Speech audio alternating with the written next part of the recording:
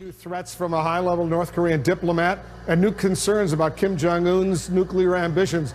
Brian Todd has details on some of the heated rhetoric coming from the regime. Brian, what are you learning? Wolf, today we've been speaking with U.S. intelligence officials who are keeping a close eye on these threats. Kim Jong-un has apparently directed at least two top officials of his regime to issue warnings, subtle and not so subtle, to America. One of them, a threat of potential imminent nuclear war, was delivered on the floor of the UN. It is the ultimate threat issued on the floor of the United Nations and designed to strike fear into the hearts of Americans. A nuclear war may break out any moment.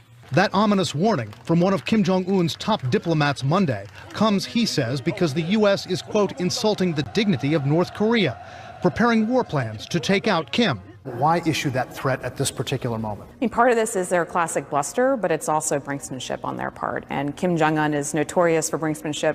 A U.S. intelligence official tells CNN North Korea is escalating its rhetoric because Kim wants nuclear weapons to ensure the survival of his regime, and because he wants some kind of security arrangement with the U.S. One of the CIA's top analysts on North Korea recently suggested that while Kim may sound unhinged, he's also strategic in his thinking. Kim Jong-un is a rational actor. I think his long-term goal is very clear, to come to some kind of a big power agreement with the United States and remove U.S. forces from the peninsula. More than 28,000 U.S. troops are now stationed in South Korea, and Kim's regime often tells its people the Americans are constantly threatening them. But neither side appears willing to back down. Just last month, President Trump told the UN that if North Korea attacks the U.S. or its allies, we will have no choice but to totally destroy North Korea. On Monday, North Korea's man at the UN appeared to counter that promise, saying the entire U.S. mainland is within North Korea's firing range. The same day, another North Korean official told CNN his country would not negotiate with the U.S. until it has a long-range missile capable of reaching the east coast of the U.S., a longtime goal of the regime. Tonight, missile experts are divided on whether that, too, is idle talk or a real possibility. Some believe the North Koreans may have that capability now, but others say they need to tweak their current missiles, which some believe already could hit the West Coast. They would have several options. One is to use the engine that's on this particular missile, but pair it with another one so that it produces twice the thrust or forcing action to lift it into space, and then place a larger second stage on there, which will allow it to carry one or two warheads to any place on the continental United States. Experts say the North Koreans also have to test whether a nuclear-tipped missile can survive re-entry into the Earth's atmosphere, and have to successfully test the missile's guidance system for accuracy, that they might still be at least a couple of years away from having a missile fully capable of striking the East Coast. And when the North Koreans get that capability, experts say it'll be a game changer. It will force the U.S. to improve its missile interceptors, which analysts say only work about half the time they're tested.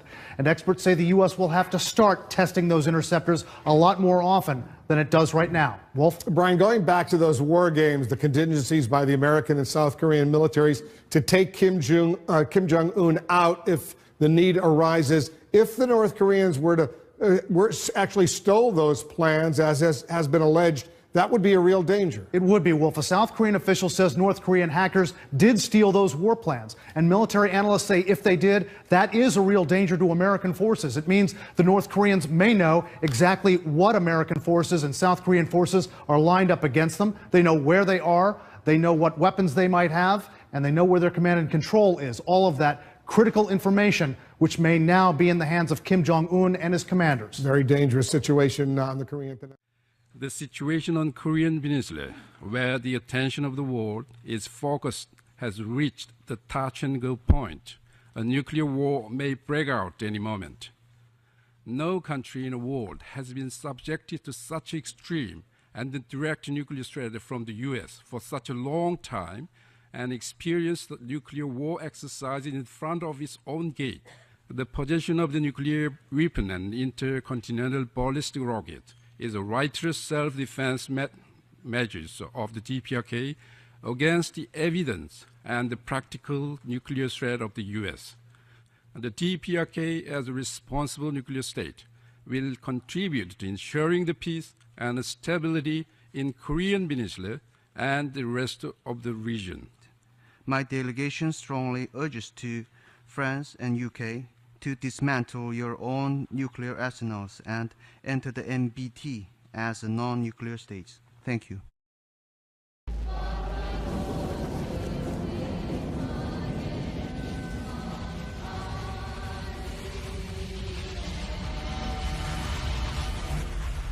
Susan Rice said that basically we could tolerate a nuclear North Korea, that we have to pretty much accept the inevitable, were some of the things that she said. What's your reaction to that statement? Well, my reaction to that statement is that the prior administration and indeed succeeding administrations going back 20 years really have tried to use the carrot and then the stick and then the carrot, all of which have failed miserably because we are facing a dominant threat here that's very serious. And guess who's holding the bag? The American people. This is not a good situation, and we have not been very good diplomatically at trying to restrict them. A lot of experts say the reason why this situation is different from the others is because you have a weapon in the hand of someone who doesn't mind starving his people, who doesn't mind apparently killing his own family members, who is, truly, irrational. I guess we throw that word around a lot, but in this case, it seems that it certainly fits. Aren't there weapons that we can use to disable, say, their electric grid and other things that would be a step short of actually going to war, but would cause, some of these weapons to be damaged, destabilized? I mean, what are the other options? Well, look, the line between intelligence gathering and intelligence work and an act of war is a very thin line. I would argue that taking down a nation's electric grid is an act of war. If someone or nation did it to us, I would certainly consider that an act of war. So we've got to be very careful here with what we're suggesting. The reality, though, is that we've got to exhaust diplomatic efforts, and then short of that, we've got to have ready a military response. Very quick, the president is visiting Asia next month. He might go to the DMZ. Is that provocative? Well, this is not the first time that we've had a head of state go to the DMZ. And we've had lots of members of Congress go there. So I would say it's not provocative in and of itself. Okay. Having said that, Kim Jong-un utilizes any action on our part. The Union agreed on a new package of sanctions against Pyongyang, including a ban on exporting petroleum products to the regime. The EU will also not renew work permits for North Koreans. Kim Yo-sun fills us in on the latest measures targeting the rogue state. The European Union has imposed intensified sanctions against North Korea, aimed at cutting off sources of cash that are helping the regime develop its nuclear and missile programs. The new sanctions approved by EU foreign ministers on Monday include a total ban on EU investment in North Korea, as well as a ban on the sale of refined petroleum products and crude oil to the communist state. The new measures also slash the amount of money that individuals can send to North Korea from 15,000 euros to 5,000, or from 18,000 US dollars to 6,000. The ministers also agreed not to renew work permits for North Korean laborers working within the EU, as their income is believed to be financing the regime's development of nuclear weapons. Also a decision not to renew work authorizations for DPRK nationals, obviously in line and in consistency with national laws. Asset freezes and travel bans were expanded to 3 more North Korean individuals and 6 entities, making the total number of subjects targeted by EU sanctions to 104 individuals and 63 entities. Well, while talks continue, the U.S. is practicing precaution, running drills this week to remove non-military Americans out of the Korean peninsula. So who will flinch first? Let me ask Gordon Chang, columnist at the Daily Beast and author of Nuclear Showdown. Gordon, welcome back. Thanks, Kennedy. So you think that war is an extreme form of diplomacy, where others traditionally feel it's sort of the opposite of diplomacy? Well, they say politics is war by any means, or the other way around. This is, it's just a form on a continuum. And clearly we've got coercive diplomacy right now. It could bleed into actual fighting. I don't think that it will for quite some time. But nonetheless, the United States needs to be very concerned. And actually, we are preparing for war right now because, as you mentioned, we're practicing the evacuation of American citizens. We're also doing something even more extraordinary, and that is we're looking at a Taiwanese ship because we want to know if it would serve as a good hospital vessel for us. That is just something unprecedented, and that means that the Pentagon really is thinking about going to war and what we'd have to do to protect Americans. Yeah, and considering the casualty rate and what kind of ships would be able to offer immediate surgical assistance, and that was the inspection of that ship. So I hear there's a decapitation team, this special forces unit that is running some of the joint drills with the South Korean military. What does that say to you? And is that a literal decapitation team? What does that mean, that phrase? Well, it means that they're trying to go after the leadership of North Korea, which really means Kim Jong-un. And of course, all militaries practice this. What is different here is that we're actually talking about it in public, because normally that's not done. And really what they're trying to do, of course, is scare and intimidate Kim Jong-un. I'm not so sure that it really does. I mean, it'd be very difficult to get at him unless we were doing it with a missile. Yeah. But actually putting people on the ground to try and find him, that's probably not going to happen. Yeah, it seems, well, who knows? I don't know that anything is out of the realm of possibility. Sure. And, we've, especially after the Osama bin Laden raid, special forces are quite imaginative, and they spend a lot of time strategizing and preparing. So that wouldn't surprise me. What I do think is interesting is a lot of the language that's directed at North Korea is really directed at China. And there are those who say that Secretary of State Tillerson and President Trump's combative rhetoric is actually just good cop, bad cop. My question for you is, which one is better at sending a direct message to China? Which one's more effective? Yeah, I don't think this is a good cop, bad cop routine on the part of President Trump and Tillerson. I think this is just the president not enforcing message discipline, and Tillerson having very different ideas how this should proceed. When it comes to China, I think the most important thing is that it's the economic pressure that we're applying on them, not the insults, not the threats. Not now, but it will be. I mean, President Trump's September 21 executive order really would cut off all dealings with Chinese businesses and banks that deal with the North Koreans, may even cut off business with China itself. This really is strict. This actually does have the potential of disarming North Korea peacefully by going at China, its main sponsor. But the administration has got to be very clear that it's got to have the political will to actually enforce this. And right now in the Treasury Department, they don't have the sanctions people right there to enforce the rules prior to September 21. These September 21 rules just increase their workload exponentially. They're just not there. Yeah, and there aren't enough people to cover it. Certainly not.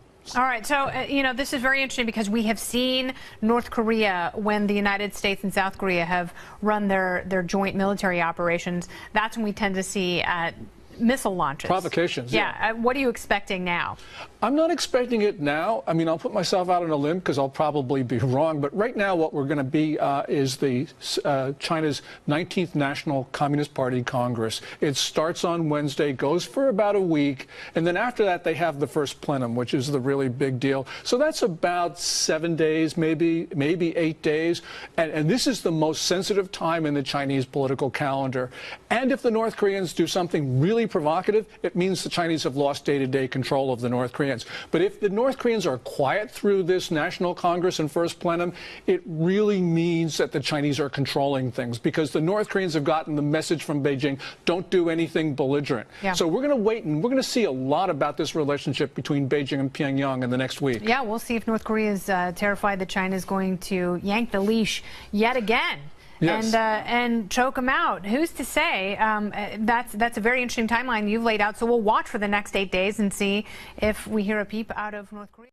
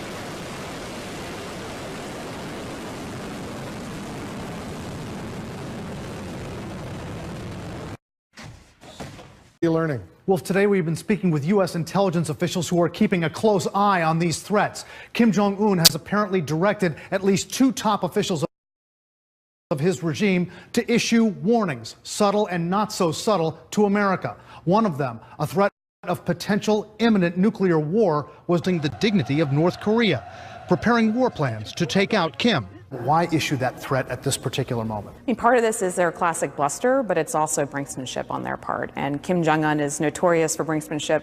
A U.S. intelligence official tells CNN North Korea is escalating its rhetoric because Kim wants nuclear weapons.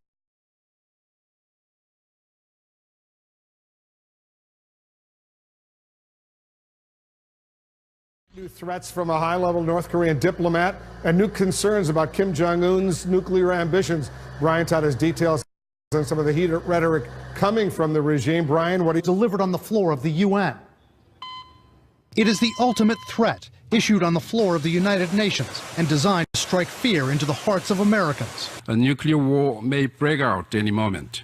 That ominous warning from one of Kim Jong-un's top diplomats Monday comes, he says, because the U.S. is, quote, insulting to ensure the survival of his regime, and because he wants some kind of security arrangement with the U.S. One of the CIA's top analysts on North Korea recently suggested that while Kim may sound unhinged, he's also strategic in his thinking. Kim Jong-un is a rational actor. I think his long-term goal is very clear.